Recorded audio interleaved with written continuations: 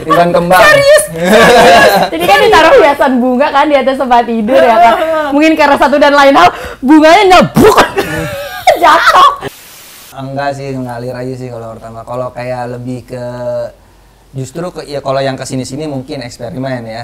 Okay. Tapi kalau yang awal-awal gitu kayak babang. Kemarin aku sempat ada program juga barengan sama Dokter Boyke. Dia bilang gini, kata Dokter Boyke, nggak apa-apa, bagus itu. Tapi coba sekali-kali katanya. Tapi ini kita belum pernah cobain sih. Kalian datangnya beda-beda katanya. Terus kalian pura-pura kayak baru kenalan di situ di lobinya situ terus naik bareng. Jadi lucu itu fantasinya beda loh katanya gitu-gitu. Kalau kayak ganti baju keluar dari kamar mandi kayak pakai lingerie gitu aja aku malu loh kayak. Aduh gitu. Gak tahu kenapa kayak sampai sekarang aku kayak even ke suami sendiri kayak kalau misalnya keluar dari kamar mandi terus dia lihat gitu kayak aku malu banget aduh.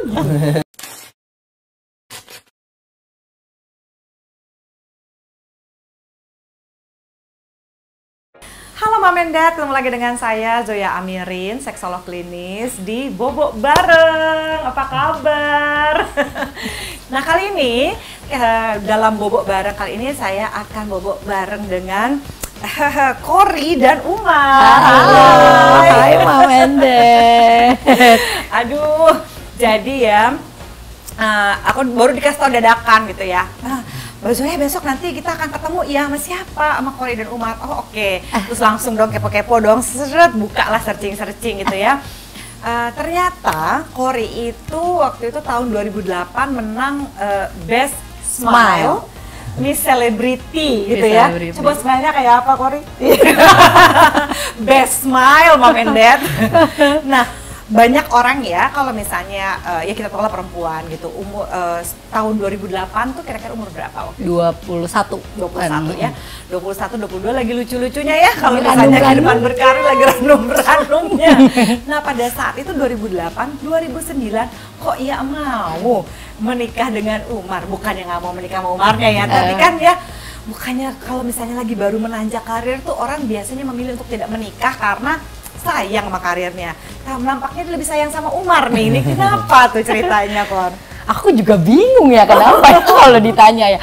Pada saat itu jujur nggak ada keraguan soal itu sih. Maksud aku kayak karir atau rumah tangga gitu misalnya atau jadi istri orang. Karena menurut aku kalau waktu itu ya kayak aku akan tetap bisa jalanin karir berhubung suaminya juga di dunia yang sama gitu.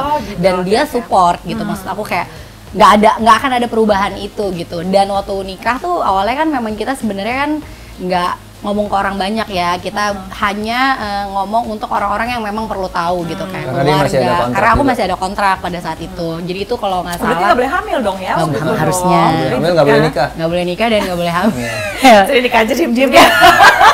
Underground ya gitu. Jadi apa namanya pada saat itu tuh bulan akhirnya dia ngajak nikah terus aku pikir aku masih ada kontrak sampai bulan Januari tahun depannya tapi di bulan Novembernya nanti akhir tahun adanya mau nikah gitu ya gitu ya terus dia gitu kayak dia mungkin berpikir kayak kenapa harus dilangkahin gitu nggak sih? Iya betul sebenarnya sih gini sebenarnya waktu itu pengennya oh ya udah nanti aja tahun depan tapi karena planning adek nih udah dari lama udah tahun kemarin dan gue juga udah ikhlas. Kalian yang nggak mau kecolongan ya kayaknya. Bukan, waktu itu belum ketemu Cory kan? Oh belum. Jadi belum ketemu Cory. Aku ketemu sama dia itu bulan 2009 awal. Bulan April bulan atau Februari kalau nggak salah. Maret Februari, ya pokoknya awal lah. Februari Maret gitu deh. Jadi itu nikahan Ade itu sebelum aku ketemu Cory. Jadi jadi emang udah rencanain, udah pesen gedung, udah segala macam udah rencanain. Nah terus ketemu Cory. Dia belum ada pasangannya. Iya ketemu Cory. Kan ditegasin sama Cory loh. Ketemu Cory, terus abis ketemu Cory, terus deket terus akhirnya kayak ada dikasih apa ya? Sebenarnya dikasih apa ya? Kayak tiba-tiba ada feeling, ini kayaknya bisa nih nikah gitu. Jadi pengen tahu seks malam pertamanya kayak apa sih? Iya. sore pertama gitu. Karena kan akan nikah sebentar kan. Sore pertama. Ketiban bunga, ketiban kembang. Serius? Jadi kan ditaruh hiasan bunga kan di atas tempat tidur ya kan. Mungkin karena satu dan lain hal bunganya nyebruk jatuh. pelajaran yang mau nikah ya bunga jangan taruh di atas dekorasi jangan ayo biasa ya aja, dekorasi ya tempelnya yang bener aduh gempa kali dia ya apa gimana gitu. Iya kan sebenarnya dari pengenalan itu kan cukup sebentar waktunya banget gitu ya. Pas apalagi nikahnya underground gitu ya. Kayak ribet nggak sih pas lagi mau berhubungan seks untuk pertama kali ya, mungkin nggak malam pertama kan ada orang yang habis akad gini ribet ya gitu ya, tapi pas waktu hubungan seks pertama awkward nggak sih atau kayak langsung lu ntar begini ya itu begini ya gitu, nggak kebayang gitu masalahnya kan dia kan hype banget kalem gitu ya, si Umarnya kalem, Korinya hype gitu, terus yang gimana itu diranjang sama Mendanya Korinya hype enggak dong kalau diranjang hype banget tuh kan dia hype diranjang. Ternyata nggak semuanya yang kalem-kalem di luarnya kalau diranjang gitu. Lebih pas inisiatif pertama tuh malam pertama gimana tuh? Iya. Kredit kah, ribet kah, apakah? Enggak sih, ngalir aja sih kalau pertama. Kalau kayak lebih ke justru ya kalau yang kesini-sini mungkin eksperimen. Tapi kalau yang awal-awal gitu kayak babang anak aku tuh lagi gila-gila eksperimen banget kan, bersuluh eksperimen jadi keinget dia. Kalau bereksperimen tuh ya udah kesini lah ya, udah kayak udah 10 tahun, udah 11 tahun, jadi yang kita selalu variatif lah ya. Kalau yang awal sih udah ngalir aja udah. Naluri aja. Gitu, gimana sih? Nggak ada apa namanya ketakutan, ada apa segala macamnya kan ada gini ya, paling sebel ya saya tuh sering banget tuh ada mitos-mitos seks malam pertama kayak kebanyakan perempuan itu tuh stres banget suka dibilangin hati-hati lo bakal sakit banget loh nanti ini loh gitu segala macam. Itu ada nggak sih yang bilang-bilangin gitu ke kamu? Ada lah pasti kalau kayak gitu. Terus ada yang kayak mitos itu loh, berdarah atau enggak apa segala macam kayak gitu kan, itu jadi momok banget kalau misalnya enggak gimana gitu, padahal kan itu banyak banget kayak apalagi dulunya aku kan nari kan, aku nari terus sebelum di tahun berapa tuh 2006 aku nari, aku pernah jatuh dari panggung 3 meter. Astaga. Jadi kayak yang nggak bisa dinilai dari situ doang gitu, maksudnya banyak banget kejadian-kejadian yang lain yang emang mungkin bisa bikin orang ya selaput darahnya ada ketakutan itu tapi ya Korea. Karena kan orang sih banyak judgmental banget ya terhadap perempuan terutama. Aku enggak sih ya, enggak, aku ya udah aja gitu, udah lo mau kan, suka kan, ya ayo aja gitu, enggak sih, enggak kepikiran karena aku tahu dia enggak ke situ-situ sih. Karena enggak sebenarnya gini, kita udah ngomong sebelum nikah tuh, jadi aku nih pengennya kita ke depan loh, mikirin ke depan, jadi nggak mau mikir ke belakang karena kita masing-masing punya masa lalu, aku punya masa lalu, kamu punya masa lalu, dan itu maksudnya bisa saling bahan untuk menyakiti. Iya, betul. Itu yang udah jadi aku, makanya kalau ketika udah nikah, terus misalkan adalah sedikit lah misalkan yang dari dia atau dari aku yang tiba-tiba itu, ingat loh komitmen awal kita gimana nih gitu. Oh, jadi diingetin gitu ya. Ingat komitmen awal kita nih gimana gitu. Ini kita ini nggak ngelangkah ke belakang mundur. Kita ini mau langkah ke depan gitu. Jadi itu yang selalu jadi acuan sih. Jadi dari awal memang sudah diomongin. Nah, itu yang jadi alasan dia. Dulu tuh aku sebelum jatuh, aku kan jatuh kan kayak luka di muka, gigi aku harus cabut 5, terus kaki aku apa segala macam. Iya, 3 meter. Waktu itu mau show di Trans tuh.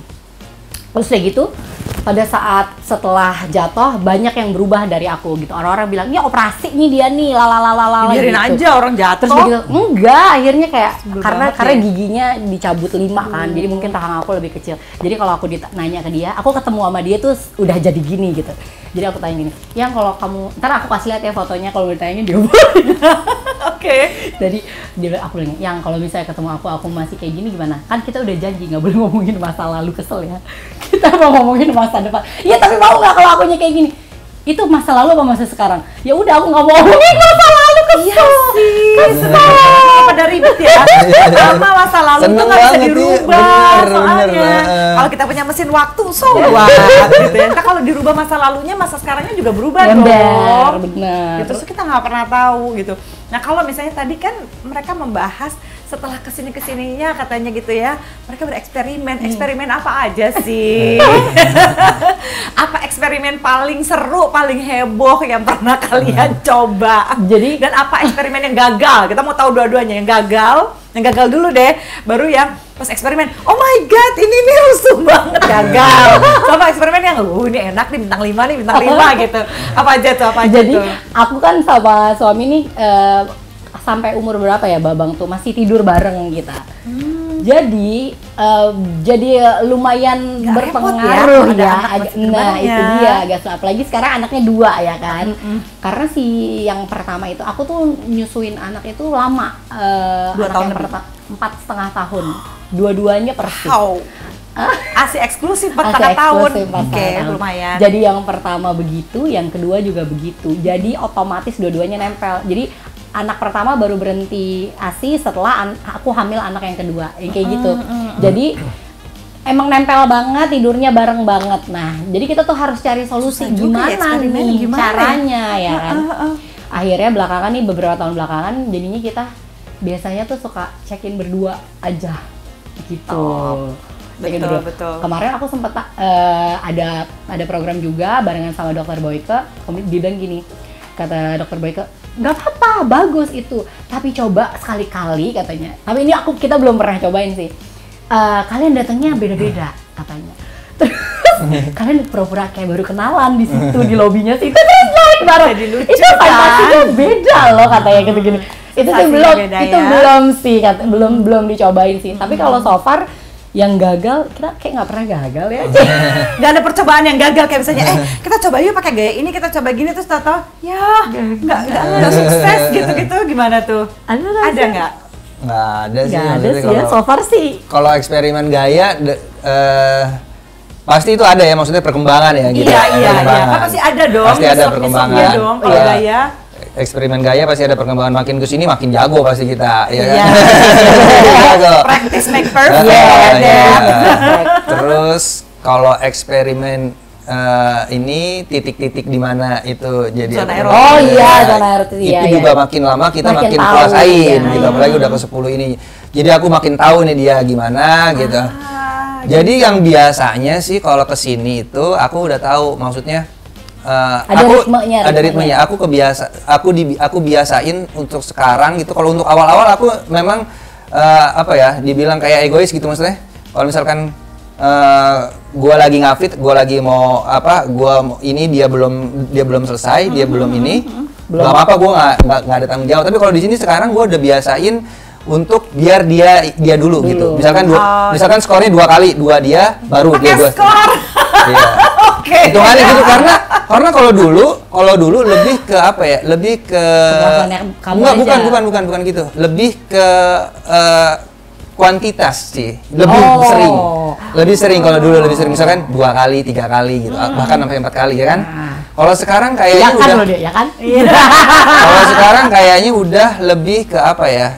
Sekali aja cukup, tapi lumayan lama lah. Berkualitas. Lama. Lumayan iya. lama lah gitu. Makanya Umar kepengen ada inisiatif juga ya dari koridor. Iya, Ada, harus ada. Lah, kenapa kok? Nggak tahu, aku bahkan ya kadang tuh kayak pengen gitu, jadi kayak kan berarti sering check-in berdua ya kan untuk itu kan. Umar Itu yang ya kan. biasanya ini Nah, ya, aku inisiatif. kayak kalau kayak ganti baju keluar dari kamar mandi kayak pakai lingerie gitu aja aku malu loh, kayak aduh gitu. Gak tahu kenapa ya, kayak sampai sekarang tuh kayak Even ke suami iya, sendiri. kayak kalau misalnya keluar dari kamar mandi terus dia lihat gitu, kayak aku malu banget, aduh. Itu malu ada apa jakitnya nggak Padahal sih? ya Kori kan hebohnya, orangnya ekstrovert. Begitu dia mengekspresikan Nah, tuh, itu aku malu. tuh Kenapa ekspresi seksual itu ternyata nggak bisa dilihat dari orangnya introvert atau Kayak gimana? ekstrovert, Bang Benar, Endet. benar. Yang ekstrovert aja gitu ya masih malu, udah 11 tahun nikah loh, Malu, jangan iya. sedih. Apalagi sebenarnya yang Makanya introvert struggle malah aku lebih kalau ini. itu juga kali. Iya. Atau nggak gini, gimana kalau misalnya dilatih gitu ya, jadi misalnya gelapnya sekarang sekian, nanti diterangin lagi sedikit-sedikit pelan-pelan, belajar untuk menerima tubuh dan seksualitas. Jadi ya, ini juga bisa buat mom and dad ya, ini mungkin adalah semacam terapi kecil-kecilan gitu ya, bagi mereka yang masih punya ketidaknyamanan seperti Kori, which is banyak, aku tahu banyak perempuan yang masih seperti itu, ya, mau badannya seseksi dia juga, mau bagaimana, bayangkan udah punya anak 2, Tuh badannya masih seksi sebagus tuh, ini. minta Gitu ya. operasi lagi. Buat aku lagi, ini buat kamu ya? Nggak ada. Alasan lu katanya Aduh, Kori. jadi bilang seksi tuh. Ini sebagus ini, seseksi ini, punya anak 2, bayangin aja. Nah, jadi mungkin ya buat mom and dad itu mesti belajar kayak misalnya relaksasinya seperti apa, nggak usah pakai baju apa-apa, biarin aja dilihatin sama pasangannya. Jadi buat desensitisasi untuk menghilangkan semua ketidaknyamanan terhadap tubuhnya sendiri gitu. Kalau nggak, mas udah 11 tahun risih pakai lingerie gitu ya. Buat suami sendiri loh, bukan buat suami tetangga loh. Gitu. Jadi mungkin penerimaan itu gitu yang kadang-kadang nggak kan, apalagi yang suaminya nggak pernah komplain loh. Ya kan, baik-baik aja, segala macam gitu. Tadi aku sempat cerita juga sebelumnya, kita tuh kayak kalem banget gitu. Kalau lautan tuh kayaknya adem ayem gitu. Nah, banyak yang bilang which is good loh ternyata. Soalnya banyak yang bilang hati-hati loh, terlalu adem ayem, terlalu kalem, nggak ada riaknya itu tuh berarti dalam gitu. Maksudnya kayak itu berarti berbahaya gitu. Nggak semua ada kan, riaknya ada gitu ya. Misalnya kurang inisiatif dari salah satu pihak, kan itu kan sebenarnya juga. Oke. Iya kan. Soalnya gini sih sebenarnya. Kalian nggak berantemin aja ya, nggak apa-apa. Iya, sebenarnya sih gini, itu dia yang jarang. Maksudnya kalau aku itu orangnya pengen memang saat itu juga tuntas gitu. Ngomongin aja udah, keluarin aja. Kalau dia enggak, jadi kebalikan gitu. Jadi kadang-kadang juga kalau misalkan kita lagi ada di titiknya kita debat gitu, dia ngomong, kita nih emang nggak nyambung. Iya, kita emang nggak nyambung. Kita emang beda gitu, beda kepala. Sepakat kalau tidak sepakat. Iya, nggak apa-apa. Tapi ya mau gimana, kita harus ada jalan tengah dan harus ada jalan keluar. Karena kita nggak bisa kalau misalkan masalah didiemin gitu. Kalau dia memang sudah biasa kali ya, itu entah itu bawaan dari disimpan gitu. Tapi kalau aku nggak bisa gitu, nggak bisa, harus diiniin, harus diselesain. Tapi alhamdulillah sih so far sejauh ini itu bisa kita bisa nemuin solusinya sih gitu. Jadi kita bisa nemuin solusinya. Enggak, kita harus ngomong. Enggak, aku maunya ngomong. Karena kalau misalkan nggak ngomong, aku nggak bisa tenang dan nggak bisa jalan ini gitu. Nggak bisa jalan.